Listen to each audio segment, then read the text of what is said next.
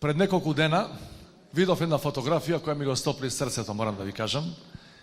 Кога ги видов по прв пат после долга низа години, сите најголеми ромски лидери на една слика, еден до друг, зад број 3, нема поголемо задоволство од тоа.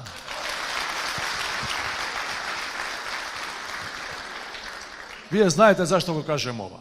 Че 4 најголеми ромски лидери последниве колку години и децении имале политички недоразбирања, као што у политиката се дешава.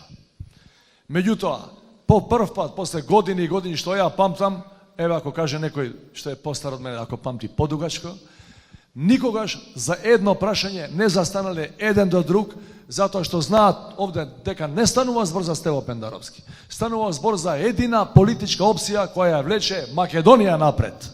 И благодарам за тоа, уште еднаш. Немој да мислите дека ќе заборавам да ви го честитам светскиот ден на ромите.